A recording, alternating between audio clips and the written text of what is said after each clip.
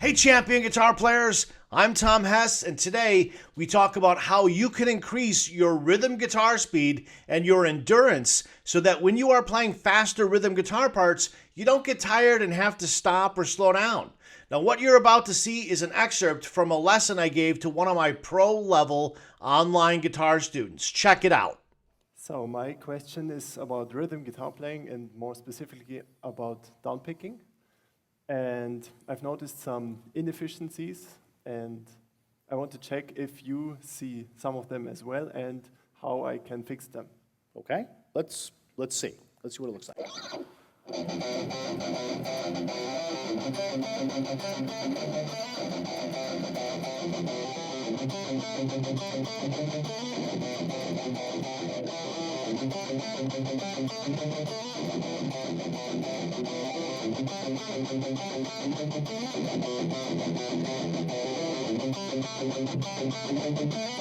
Okay, good. That's some pretty good playing there. It sounds pretty tight. Sounds pretty good. You got some good speed. It's very nice. So you're wanting to increase the speed there, or is it what you want to do is simply make what you're playing easier?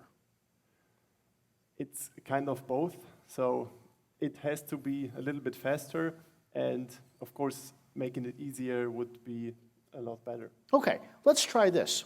First of all, let's evaluate. Now, I can't see very clearly from this angle, but I'm going to ask you to take a look at the angle when you're looking straight down.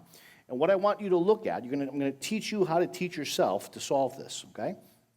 So the first thing, when you get your hand in position, like you're going to play the first note. Go ahead and do that now, okay? Now, is that the exact starting position? If you go play the note, is that the exact position your hand's going to be in? I think it would be more like this. Okay, stop. Yes. Stop. Okay, this is good. You said, I think. That means we're not totally sure. That's good news. I mean, it's not good news that you don't know, but it's good news that now we've identified that you don't know. You're not certain, okay? So maybe that is the right position, maybe it's not, but we are looking for certainty, because without certainty of knowing, what do I actually do before I start? And then compare that to what could I do to make this more efficient and easier, all right? Yep. So, without looking at your fretting hand, put your fretting hand in position, and then now watch your picking hand now. Look at the position. Now, play this in half time, and let's see if that hand changes as you play the first note. I think it moved a little bit. Yeah, the rotation of the wrist slightly changes. Okay, now, we've identified something new. This is a new awareness of what's going on, right? How do we want the hand to be in order to get the efficiency, the economy of motion, and the speed, and keep the attack strong? Because you want strong articulation, right? You're playing metal. We're not playing jazz here, right? So the articulation is important, all right? So ask yourself. This is a rhetorical question. You don't have to say the answer out loud. But this is what I want you, when you're at home, this is the kind of questions I want you to think about. What has to happen in order to keep the attack strong, to keep the economy of motion optimized, so that will help you with efficiency, and not build up too much tension so that we can increase the speed. Now, off the top of your head, and I know I'm putting you on the spot, and you don't have to answer out loud, I want you to think about what you can imagine that might look like. Again, you don't have to answer, because I know you might not yet have the answer, but I want you to think about this. And I'm going to give you some clues. The first one is the point of rest of the position of the pick, okay? This, other than the position of your body and your posture, which generally looks okay, you're pretty square there on your shoulder, so that's generally looks okay. You're holding the guitar in the optimal position on your fretting hand leg, so this looks good. The headstock's up pretty high. Everything there looks good. Now, when you bring your hand to the guitar, when you're not playing, where is the pick? Is the pick down in the trench, in the space between the strings? Or is the pick in the air above the plane of the strings. If my fingers are the strings, okay, does the pick rest down in between the strings when you're not playing anything? So it just rests down at the tip of the pick. Does it rest down in here? Or does it rest up here? Okay. Do you know? I'm just asking you, just yes or no question. Do you know where it rests? No. Okay. Good. I mean, again, not good that you don't know, but good that we've identified that this is something that, this is an opportunity. Okay? Anytime you answer no to a question like that, that ding, ding, ding, that means there's an opportunity here, potentially, to improve something. So we want the point of rest to be down in the trench. That doesn't mean the pick is going to stay in the trench when you're playing. There will be times when you've got to pull it out of there because you might have to jump over a string or change directions or whatever. But we want the pick to rest down here.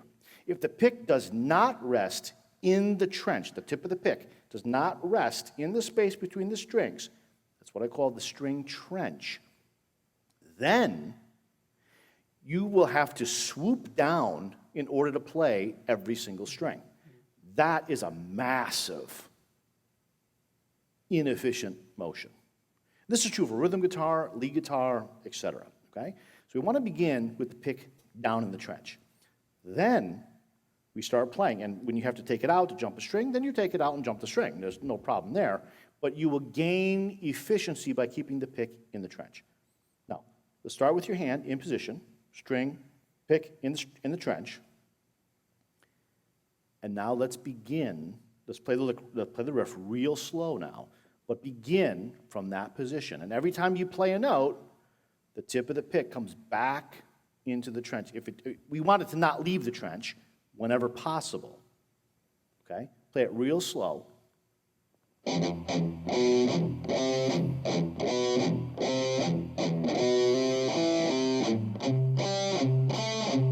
Let's slow it down even further.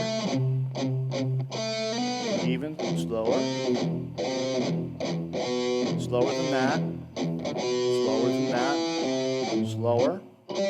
Slower. Slower. Slower. Slower. Slower. Slower. There you go. Now we're getting slower. Okay.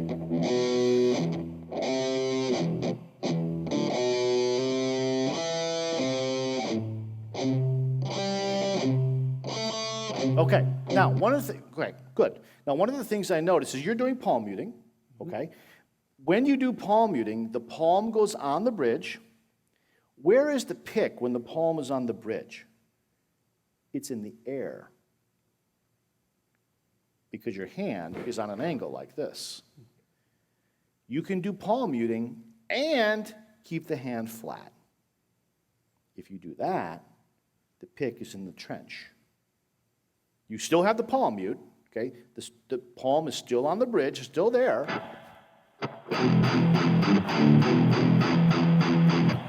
But the hand is flatter versus this. Now the pick's way up in the air. The hand is coming on an angle like this.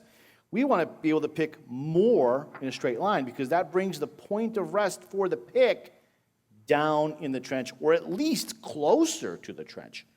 That will shorten the distance the pick needs to travel and will automatically, once you get the hang of it, automatically give you more speed with zero additional brute force hand movement.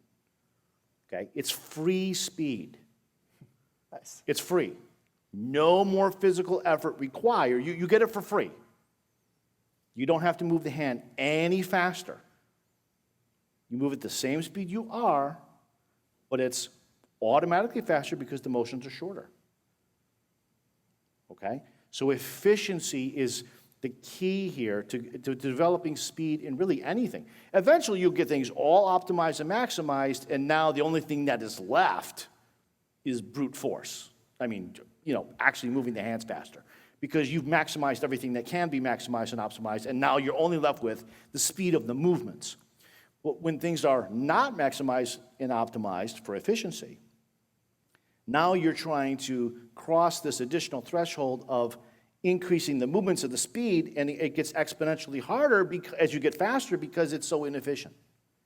So now you have to work really hard for every 1 beat per minute increase on the metronome. It's a lot of force, a lot of effort, a lot of speed of movement. So optimize first, you get free speed, and then we'll deal with how do we move our hands faster.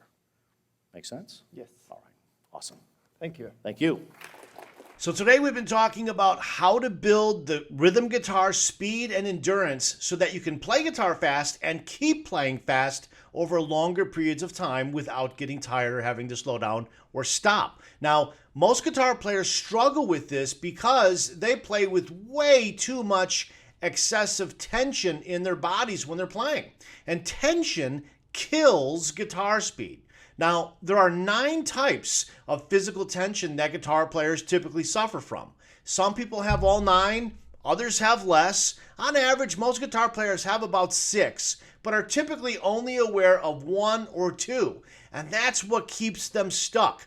Now, I have a free online training video masterclass for you called Total Guitar Playing Tension Control. Say goodbye to tension today and experience a lifetime of bigger, faster, and better and easier guitar speed gains. Now, in this free training I have for you, I'm going to reveal how to improve your guitar technique, speed, and fluency much faster.